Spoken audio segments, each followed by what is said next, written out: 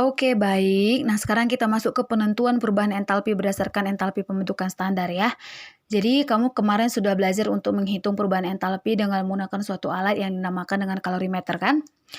Apa itu kalorimeter? Kalorimeter itu adalah suatu alat yang didesain sedemikian rupa sehingga kita bisa menghitung besarnya kalor yang dilepas atau kalor yang diserap ketika suatu reaksi terjadi. Nah, jadi selain dengan menggunakan kalorimeter, kita juga bisa menentukan perubahan entalpi apabila entalpi pembentukan standarnya diketahui. Ya, jadi kemarin di awal-awal sekali Ibu mempost tentang termokimia, Ibu ada juga mempost macam-macam perubahan entalpi. Ya, kan nanti kamu silakan lihat di buku catatannya. Macam-macam perubahan entalpi itu ada entalpi pembentukan standar, ada entalpi penguraian standar, ada entalpi pembakaran standar, ada entalpi netralisasi standar, ada entalpi penguapan standar, ada entalpi peleburan standar, ada entalpi sublimasi standar, dan ada entalpi peleburan standar. Ada 8. Nanti kamu lihat di catatannya lagi ya. Tidak bisa kamu hafal, minimal kamu pahamilah. Oke, jadi ada pembakaran, ada penguraian, ada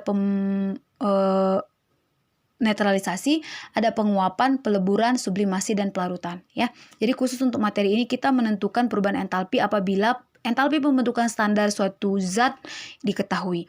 Entalpi pembentukan standar itu simbolnya delta HF, berasal dari formation ya. Biasanya dia terbentuk dari unsur-unsurnya ya. Jadi misalnya reaksinya 2C, 2 karbon tambah 2 hidrogen tambah O2 menghasilkan CH3COH. CH3COH itu disebut juga dengan asam asetat ya. Biasanya koefisien dari zat yang terbentuk itu, senyawa yang terbentuk itu harus 1.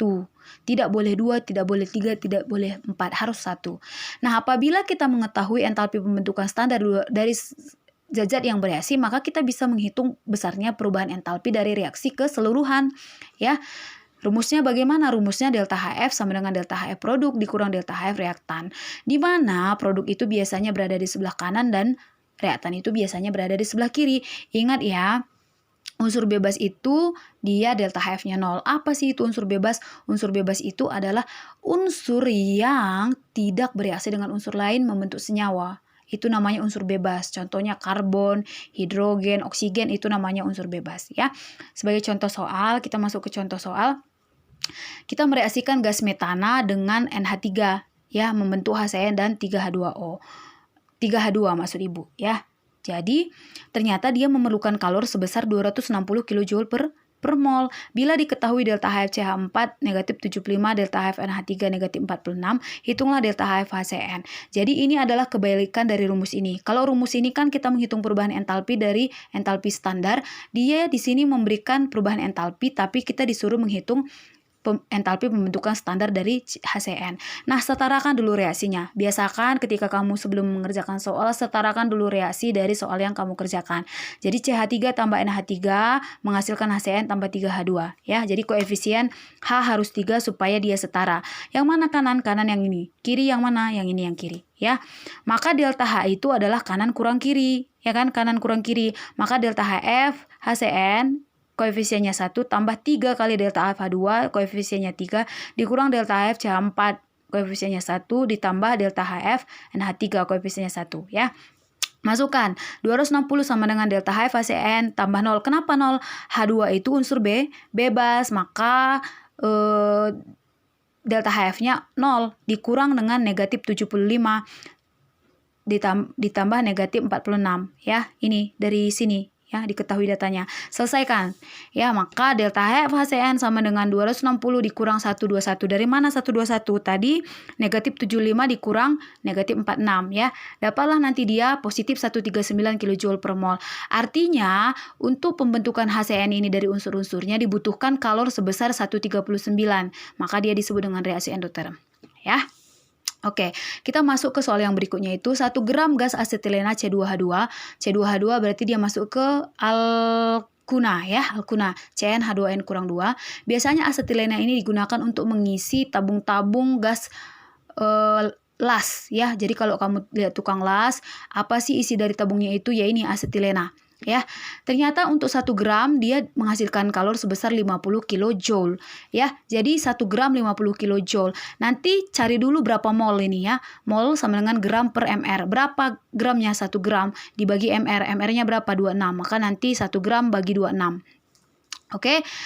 Jika entalpi pembentukan CO2 dan H2O masing-masing negatif 394 dan 286, itulah entalpi pembentukan standar. Jadi sama seperti tadi, dia kasih tahu delta H-nya dan dia suruh kita hitung entalpi pembentukan standar. Maka kita buat dulu rumusnya, delta H sama dengan kanan kurang kiri. Ya, buat dulu reaksi. Reaksinya adalah C2H2 tambah O2 menghasilkan CO2 tambah H2O. Setarakan reaksinya. Reaksinya adalah C2H2, O2-nya dikali 5/2 ya. Dan CO2-nya dikali 2. Berarti udah setara. Nanti kamu hitung ini sudah setara ya. Maka kita harus hitung berapa sih perubahan entalpi yang dilepaskan untuk 1 mol. Tadi dia bilang untuk 1 gram 50 kilojoule. Untuk 1 mol berapa? Maka untuk 1 mol negatif 50 per 1 dibagi 26 mol. Ya. 1 gram ini mr 26. Maka dapatlah ini naik ke atas 50 kali 26 itu negatif 1300 kJ per mol. Dapat delta H-nya.